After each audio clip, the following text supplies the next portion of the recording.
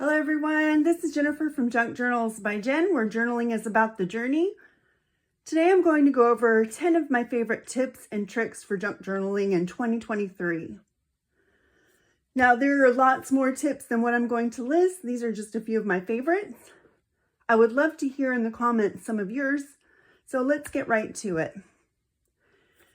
Number 10 is to just use some scrap paper to get a smooth edge when you're blending with some inks. And I will show you on this page here. If you've got, let's take some walnut stain here, and we want to get a nice edge on this. We're going to just take our blending tool or our dauber, start on the scratch paper, and then work towards it. And you can get a nice fine edge without all the big circles necessarily. You don't want those. Okay, that's tip number 1.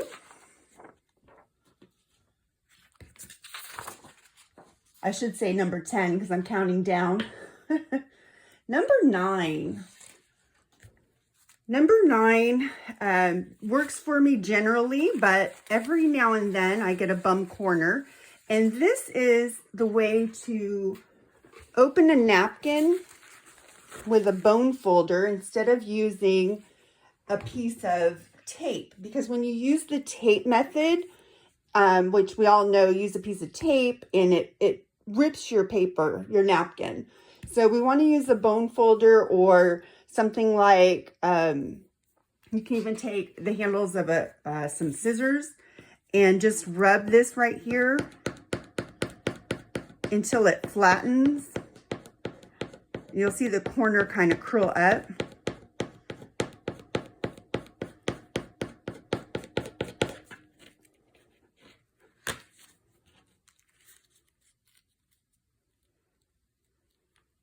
Wish I knew where my bone folder was. Oh, there it is.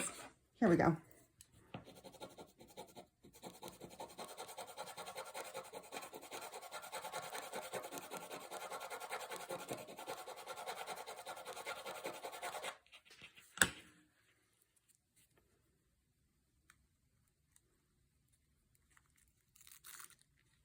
There you go. And you can just peel apart your napkin from the other layers, just like that. And it didn't tear anything. So there's that tip.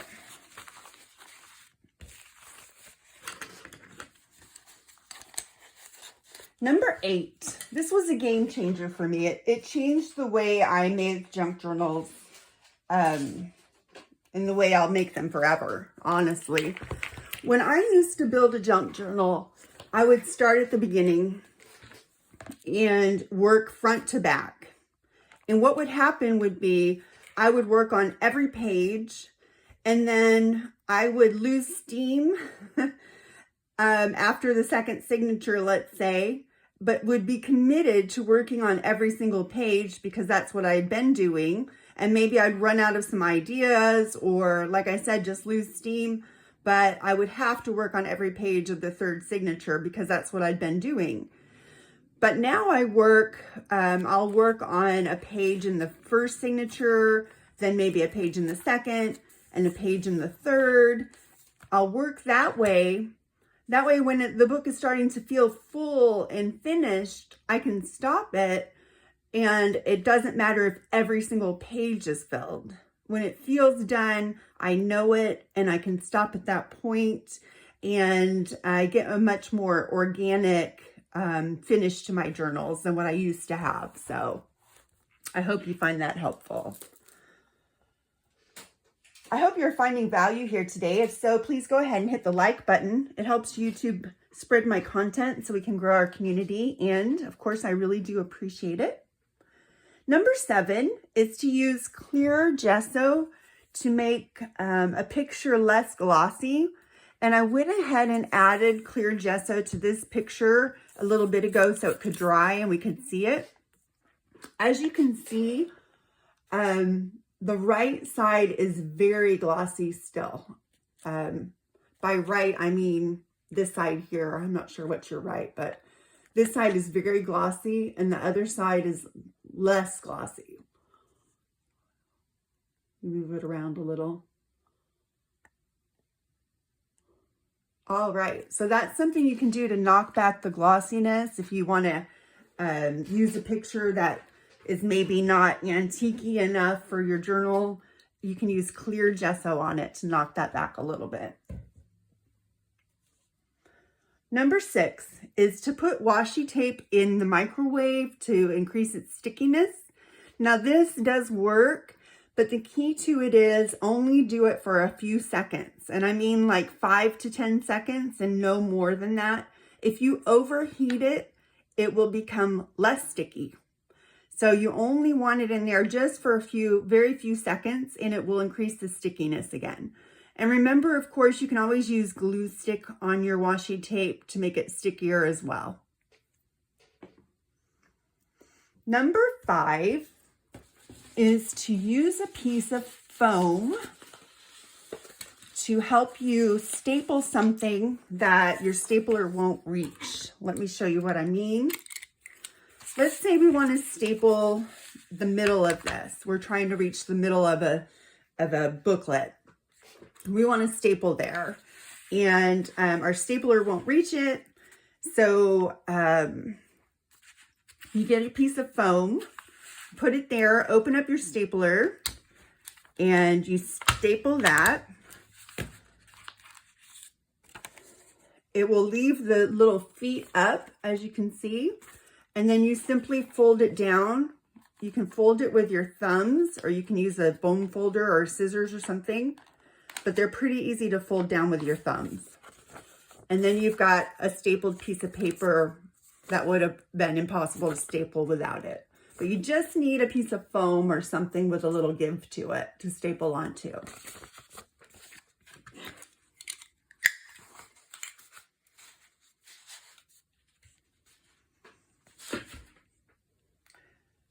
Number 4 is to use a piece of cardboard to stamp lines with. You just take a piece of cardboard, corrugated cardboard, and peel off the top layer. And then you can use that as a line stamp if you don't have one, if you want to put some lines in your journal.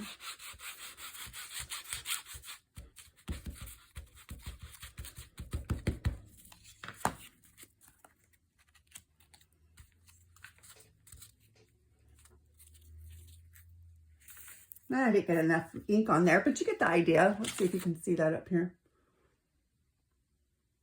Got some lines going on there. Anyway, it's a great little thing to use on tags, the back of tags or something. If you don't have a line stamp, and I don't, I use these all the time.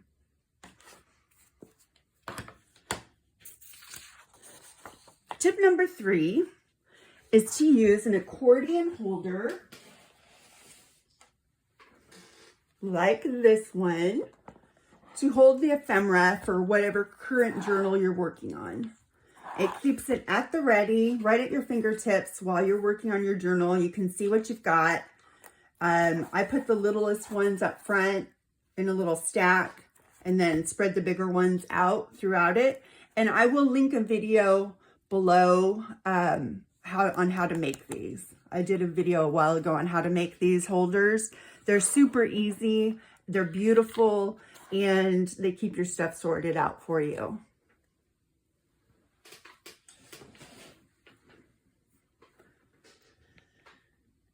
Okay, tip number 2. I love this tip. And I've needed it in my life for some time. Unfortunately, I just saw it, so you're going to help me with this. This tip is how to care for your jelly plate. Mine has been, it's very old. My jelly plate is probably 7 years old. Things have started to stick to it. I haven't cared for it correctly, I found out. But I did do some research and found that you can use hand sanitizer to clean your jelly plate when it's this dirty. And I tried it on the other side and it does work. And I will show you how much stuff I can get off with this. It takes some elbow grease.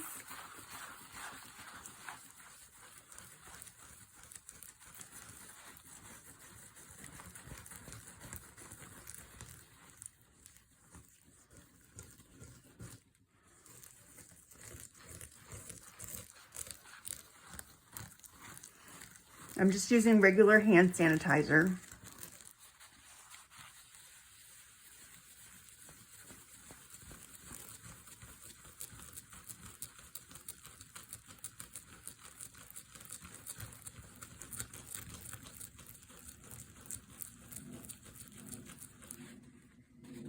As you can see, it's taking that paint off of there.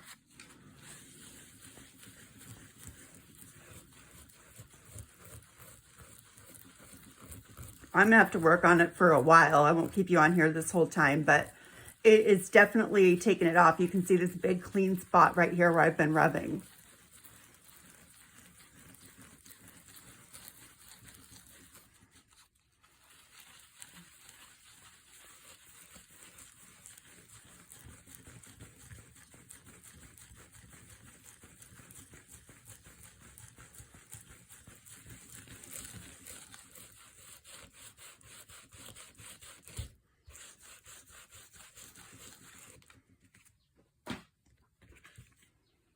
It took almost all of it off the back, but I've got a lot of paint on there, but you can see right here, it took most of that off there. There's some little divots of it, but this is mostly clean now.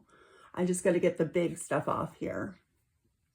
So you do that, then you will spray it with water and wipe it again, and then put some baby oil on it to condition it, and then wipe that off and then spray it with water again, and then store it between two pieces of, let me get this alcohol off here first. Store it between two pieces of paper, not the acetate. The acetate it comes with can trap air bubbles in it. I didn't know that. I've been storing it in the acetate, but you should store it between two pieces of copy paper because that will prevent air bubbles from forming on your gel plate. So hopefully you found that helpful. I found it incredibly helpful when I found the information, and I found it from several people. So, all right.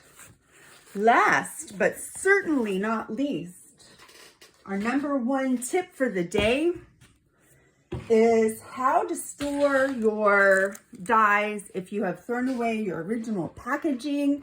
And if you saw my craft room tour, you already know this.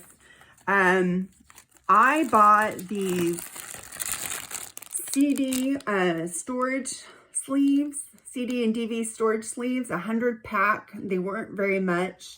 And I will put the link below for these. I simply bought these, and I had this little container forever. I don't know where I got this, so I can't link it for you. And then I put the sets each in one pack. So you can see, here's one set. And then another set of hearts all go in there. You can see them because they're clear, and you can rifle through them real easily. They don't fall out. There's no hole in the middle of here. It's enclosed. So I just love this. I had looked and looked. I tried using CD holders. I tried using lots of different ways of storing these, but this is the best way I've found for me. So I hope you found that helpful. And that's 10 of my favorite tips and tricks for 2023. There's many more, but these are just 10 of them. Come visit me at my Etsy shop, which is linked below. Take care, everyone. Until next time. Bye now.